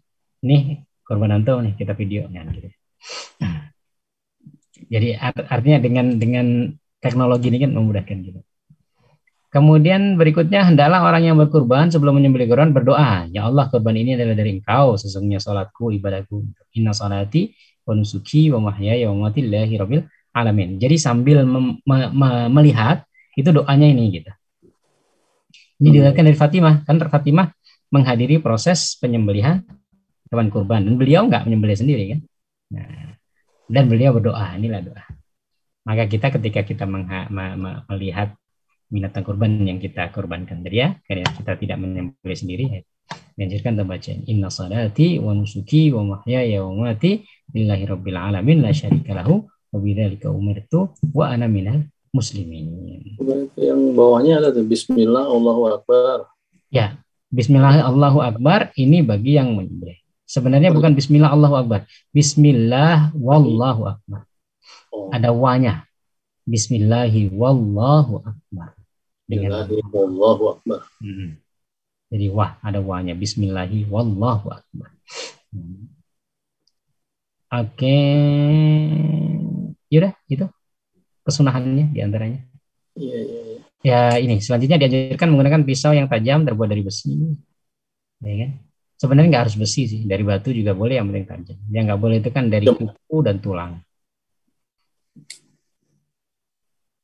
Ya lebih utamanya ya dengan pisau besi ya. Tapi yang dilarang itu kan dari tulang dan gigi. Artinya kalau ada benda lain yang kira-kira dianggap tajam juga nggak masalah. Seumpamanya kayak pakai ini nih apa nih? Keramik. Kulit apa nih? Kulit bambu tuh kan tajam. Ya kan? Seumpamanya kan. Ya enggak hal cuman tadi ya lebih diutamakan besi. Tapi untuk larangannya kan nggak ada. Larangannya cuma dari kuku atau dari tulang. Oke. Yang lainnya silakan. Atau ada yang nambahin? Tambahan tuh kalau hari tasrik itu kan sampai tanggal 13 tuh. Terus kalau kita sholat jamaah itu kita setelah sholat tuh sampai kapan itu? Sampai tasrik ya? Takbirnya ya? Ya. Jadi ada namanya takbir muqayyad, ada takbir mutlak. Intinya gini. Jadi hari-hari awal Dzulhijjah ini kita dianjurkan untuk memperbanyak zikir. Nah, zikirnya ini mutlak kapan saja, di mana saja, dari awal Dzulhijjah ini boleh. Mau di pasar-pasar, di rumah, ya kan, kapan saja boleh. Silahkan. Tapi ada zikir muqayyad, zikir yang agak khusus gitu. Nah, yang dimaksud zikir muqayyad adalah anjuran untuk membaca zikir tadi ya, tahlil takbir itu setelah sholat. Nah, waktunya kapan? Kalau Idul Fitri itu waktunya setelah maghrib sampai sholat id. Selesai sholat id nggak ada lagi. Maka zuhurnya itu kan udah nggak ada lagi gitu. Lepas sholat Idul Fitri, lepas sholat Idul Fitri, zuhurnya orang sholat nggak ada lagi. Takbir setelah sholat fardu. Tetapi untuk takbir ya silahkan monggo aja gitu. Nah, tapi takbir muqayyad yang ditentukan itu nggak ada lagi di situ. Kalau Idul Adha itu sebenarnya dimulai dari pagi hari Arafah. Hari ini. Maka sebenarnya kalau semuanya yang Idul Adha besok itu subuh pagi tadi lah takbir. Oh gitu. Setelah sholat. Kebanyakan kita tuh nyamain dengan Idul Fitri sehingga baru mulainya malam takbiran kan? Betul. Nah, sebenarnya beda antara Idul Fitri dengan Idul Adha. Jadi untuk Idul Adha itu mulainya pagi hari Arafah sampai kapan? Sampai tanggal 13 maghrib. Asar. Sampai asar tuh. Nah, gitu. Kalau Idul Fitri kan tadi ya, cuman sampai selesai sholat Id. Selesai sholat Id nggak ada lagi. Sampai sholat. Di hadis tuh ada tuh ya? Di hadisnya ada. Hadisnya itu kalau nggak salah riwayat dari Ibnu Umar. Ya, diriwayatkan di situ sudah mulai membaca itu di awal di pagi subuh hari Arafah. Di pagi subuh hari Arafah. Soalnya di Idul Fitri kadang-kadang suka masih ada yang takbir juga setelah. Oh gitu ya. Kemarin tuh sampai 2 hari apa berapa hari gitu. Oh, masih ada nih, bingung juga. Iya. Allahu Akbar. Wallahu alam untuk masalah diharamkan atau enggak sih. Nah, tapi untuk ketentuan yang tadi, ketentuannya sih begitu. Tapi apakah kemudian jadi haram? Kan zikir itu kan enggak haram pada asalnya kan. Iya. Nah, cuman ketentuan dibacanya itu kan ya mutlak aja gitu. Nah, kalau kapan-kapan boleh, kenapa enggak boleh setelah sholat kan gitu mungkin orang jawabnya kan. Yang penting sholatnya udah selesai kan ya. Yang penting rukunnya udah selesai. Iya. Ya, makasih Ustaz. Makan minum sebelum sholat itu kan suka jadi harus puasa kalau sholat Idul Adha harus puasa dulu. Ya. Nah, itu gimana Ustaz? Nah, ini juga sama ya. Ini diantara kesunahan yang berbeda antara sholat Id dengan sholat Idul Fitri dengan Idul Adha. Ini semuanya sunnah aja sebenarnya. Jadi termasuk sunnah untuk tidak memotong bulu dan kuku, ya kan, bagi yang kurban sampai kurban itu disembelih ya. Kalau antum nyembelihnya tanggal 13 ya, hari tanggal 13. Jangan selesai sholat udah dicukur. Ya sayang juga. Udah sementara belum dikurban. Ya kan? Udah nahan-nahan 10 hari, ternyata habis sholat langsung dicukur. Loh, belum dikurban. Ya, kehilangan sunnahnya lagi. Maka sampai NTT udah dipotong belum? Ya, telepon Pak Memang. NTT apa kabar? Udah dipotong belum? Belum tahalul gitu. Jelas panjang ini kumis kan. Nah, kalau antum kurbannya tanggal 13 ya berarti ya nunggu sampai tanggal 13 gitu. Nah, kemudian apa tadi ya? Nah, di antara kesunahan yang lain untuk Idul Adha memang disunahkan untuk tidak makan. Makannya itu sebenarnya makan setelah kurban gitu. Kurban ini. Artinya makannya itu makan dengan daging yang kita kurban. Tapi kalau sekarang kan agak repot juga. Iya, karena kita nunggu panitia kurban.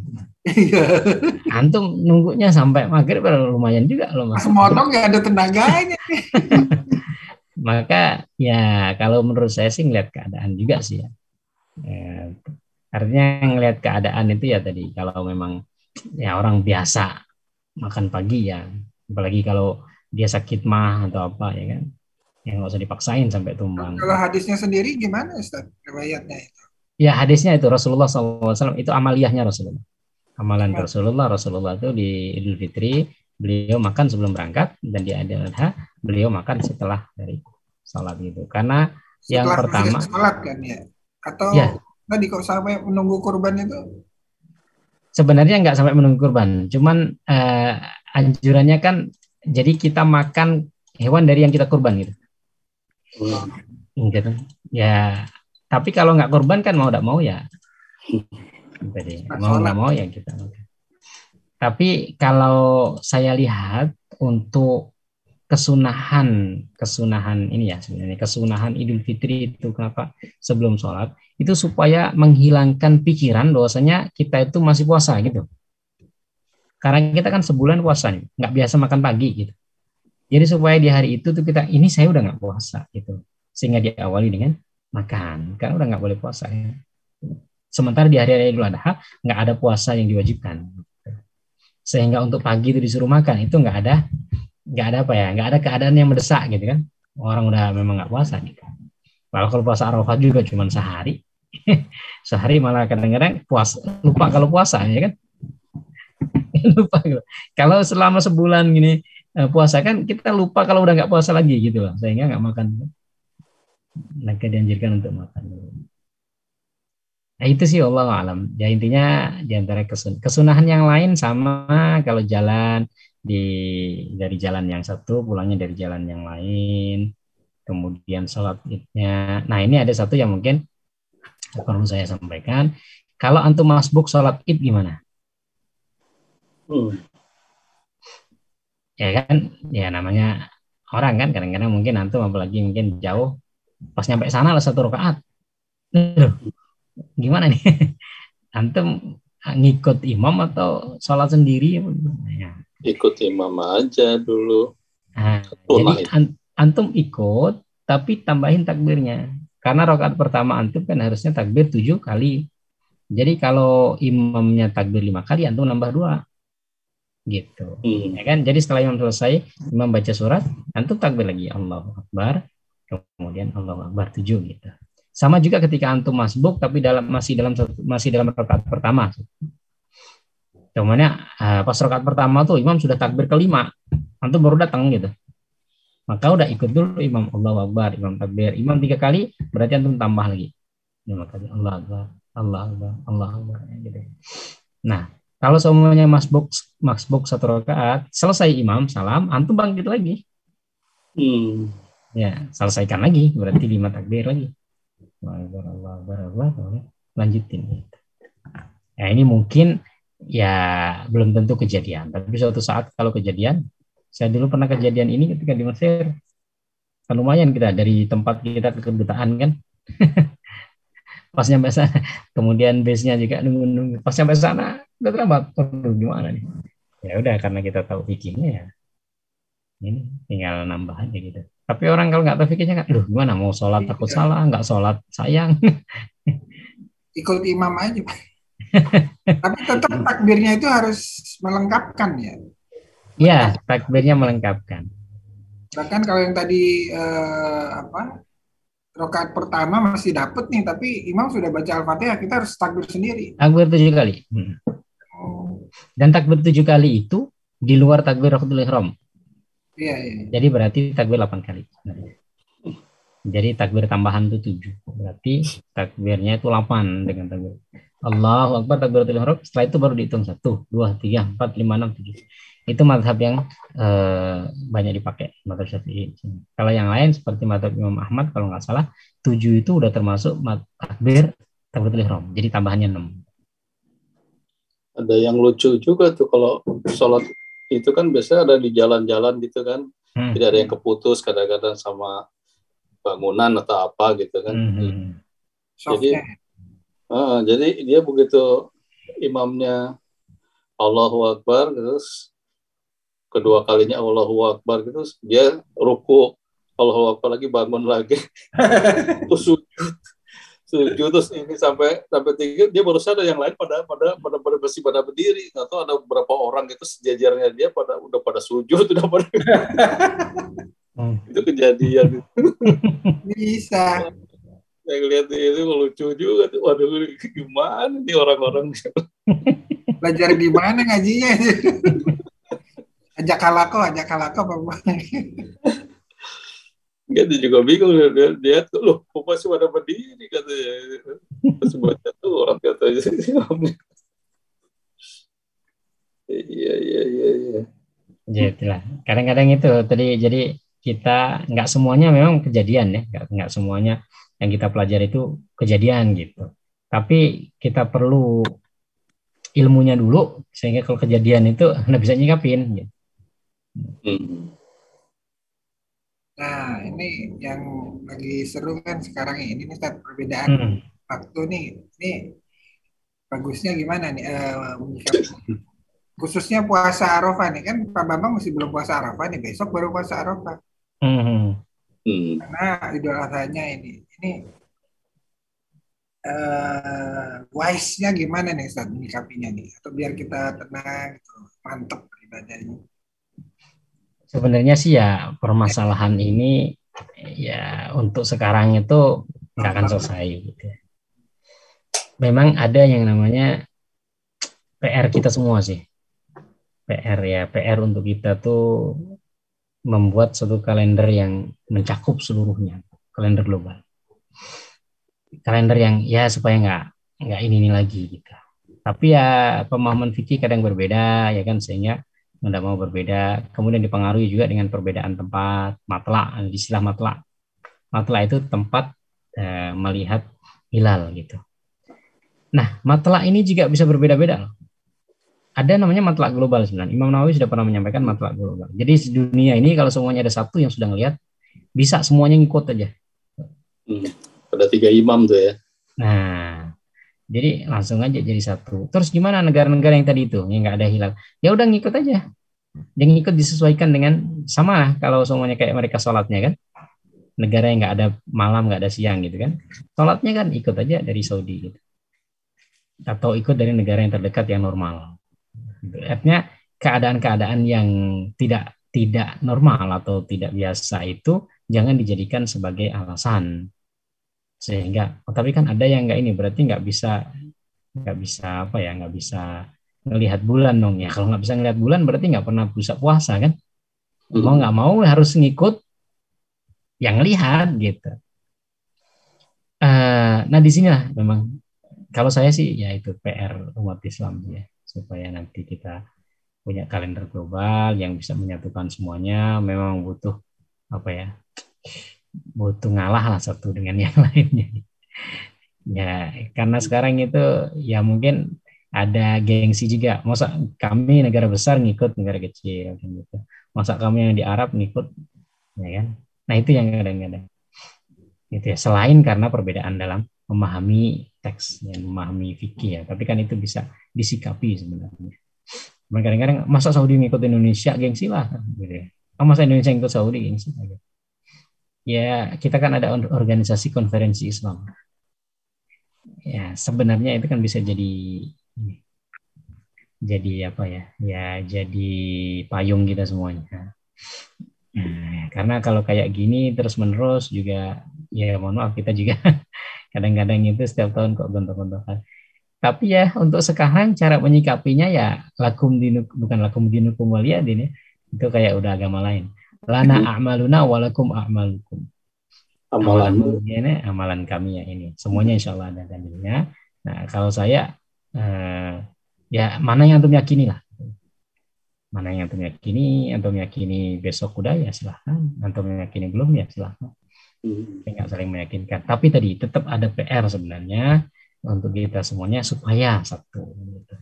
Artinya harus tetap kita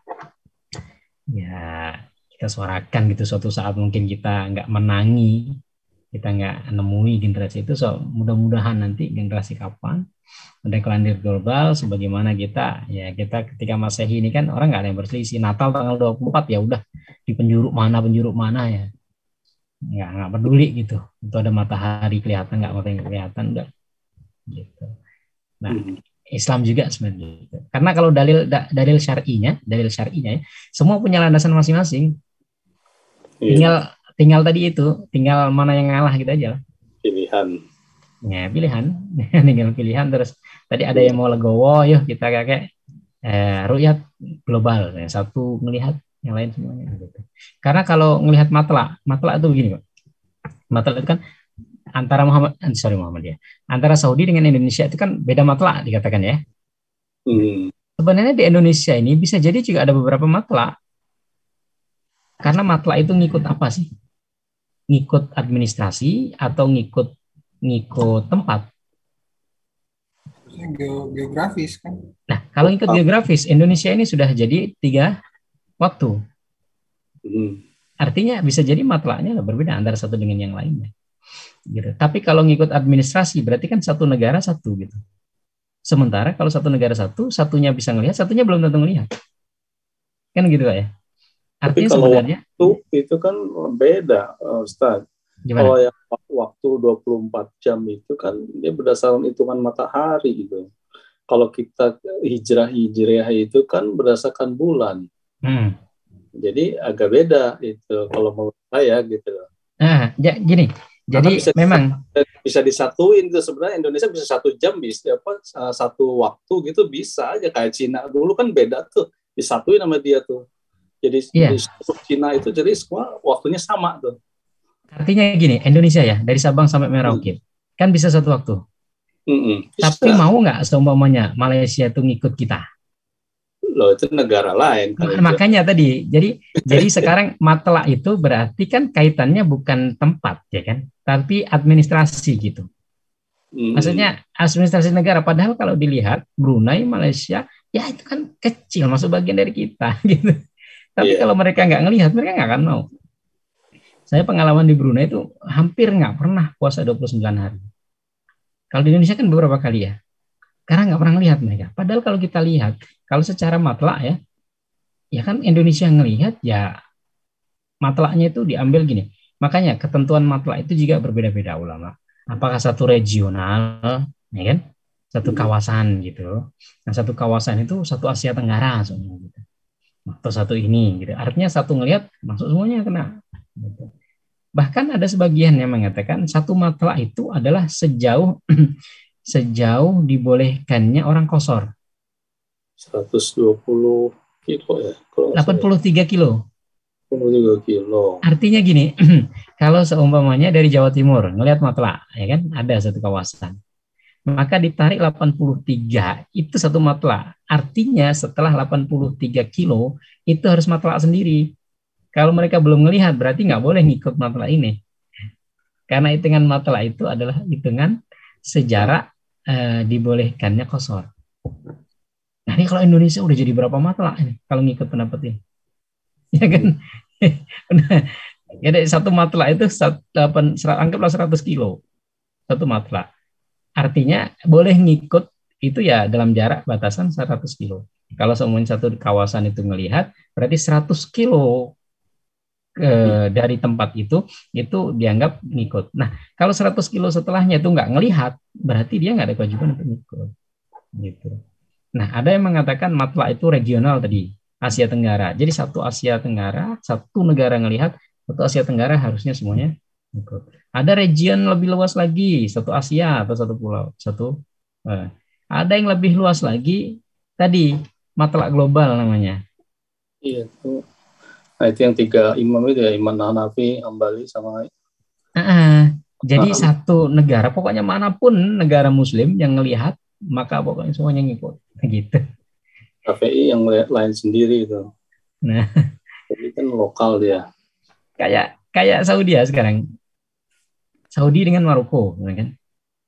Itulah beda dengan beberapa negara Arab. Padahal kalau semuanya ditarik jaraknya dengan Indonesia itu bisa jadi satu matlak lah. Kita kan sepanjang ini, Pak, jadi satu matlak ya. Artinya satu ngelihat, ya semuanya ngikut, satu nggak ngelihat, semuanya nggak ngikut. Tapi kalau Indonesia ini jadi beberapa negara, akhirnya nanti kan matlaknya jadi banyak. Semuanya Indonesia ada 5 negara, kan. Jawa Timur ngelihat, ya Jawa Tengah nggak mau dong. Kita harus ngelihat dulu. Kalau kita ngelihat baru iya, kalau enggak iya. Nah, maka yang lebih mempengaruhi dalam masalah matlak ini sebenarnya tadi administrasi atau dalam artian kenegaraan. Walaupun negara itu kecil, dia dianggap punya matlak sendiri. Negara besar, walaupun satu ngelihat, satu nggak ngelihat, tetap harus ngikut yang lihat, ya kan. Nah, jadi ya agak problematis juga sih. Saudi yang sekecil itu, kalau sampingnya nggak ngelihat, padahal kalau ditarik seperti Indonesia itu dari Saudi kemana itu, ke timurnya itu sampai ke baratnya bisa sampai Eropa, ya kan? Itu semua satu matlak. Gitu. Maka Mesir itu lebih rasional, ya bukan lebih rasional sih, lebih realistis. Kalau Idul Fitri dia bikin sendiri, maksudnya dia ngerukyat sendiri. Tapi kalau Idul Adha udah ngikut Saudi. Ini Mesir ya, tapi bukan berarti Indonesia harus nggak. Tapi cuman keputusan Mesir. Kalau masalah Idul Adha ke Mesir itu ngikut Saudi ya selesai. Gitu. Karena ada satu ibadah yang mau tidak mau ada kaitannya dengan Saudi gitu ya. Tapi kalau Idul Fitri kan nggak ada kaitannya, mau mana aja kan terserah. Tapi karena Idul Adha ini ya mau nggak mau, karena Mekah itu dikuasai oleh Saudi sebagai suatu negara, ya keputusannya kan. Ya, walaupun sebenarnya Mekah ini kan punya kaum muslim ini. Ya kita nganggap Mekah punya kita, nggak punya visa dari Saudi nggak bisa juga. Kayak Al-Aqsa ya di bawah kekuasaan Israel sekarang kan. Nggak bisa kita masuk kalau nggak punya visa Israel. Sehingga sebagian ulama kan masih mengharamkan untuk berkunjung ke Yerusalem karena minta stempelnya Israel gitu dan dianggapnya ya sebagian lah ini sebagian Dianggapnya kalau udah minta stempel Israel berarti mengakui Israel sebagai negara gitu. Ya gimana ya, mau tidak mau secara de facto-nya mereka menguasai itu. Udah ngalor ngidul dulu ya. Ya intinya wallahu alam lah, kembali ke yang bisa kita lakukan sekarang adalah kita saling toleransi, nggak perlu saling menyalahkan. Kadang-kadang di grup WA itu juga, aduh kita satu maksa ke sana, satu maksa sini ya. Jadi niatnya sih kayak itu cuman nge-share gitu, tapi sebenarnya pengen mempengaruhi orang gitu. Akhirnya yang pandangan yang lain juga nge-share yang lain. Iya.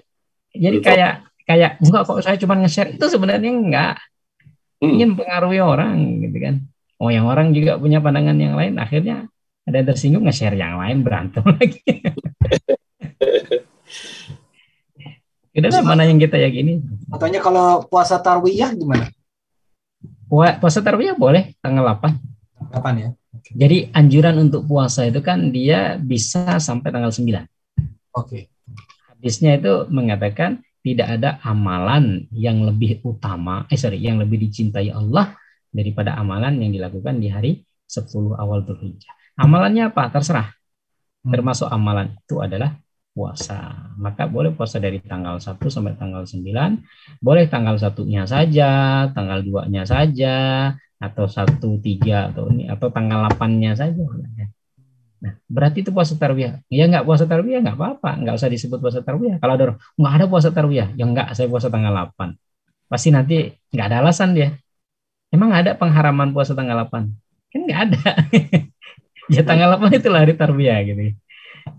Orang Arab dulu mengatakan hari tarawih karena di hari itu mereka menyiapkan air untuk perjalanan wukuf di Arafah. Kalau walaupun jatuh hari Jumat nggak apa-apa ya, puasanya misalnya. Nggak apa-apa. Puasa hari Jumat itu nggak dibolehkan, dimakruhkan sebenarnya. Untuk pengharamannya sih, dimakruhkan kalau nggak ada alasan. Artinya orang itu nggak pernah puasa gitu, tiba-tiba puasa hari Jumat. Tapi kalau hari Jumat itu pas tanggal 13, 14, 15 puasa ayam bid ya kan? Atau orang terbiasa puasa Daud, kemudian kena hari Jumatnya kan, setelah Rebo kemudian dia Jumat. Masa setelah Rebo kemudian Sabtu kan tidak lagi, ya kan macam gitu ya. Karena ada alasan. Termasuk alasannya adalah mengkodok. Ya. Mengkodok itu ganti. Sebenarnya saya punya utang tahun kemarin ini, ya karena sakit atau karena safar saya punya utang. Udah saya ganti hari Jumat, nggak apa-apa. Ini ada alasannya. Mungkin hari Jumat kerjaannya nggak terlalu berat, ya kan? Hari-hari yang lain mungkin harus ngantor full day. Kalau hari Jumat mungkin cuma setengah hari atau apa. Enggak.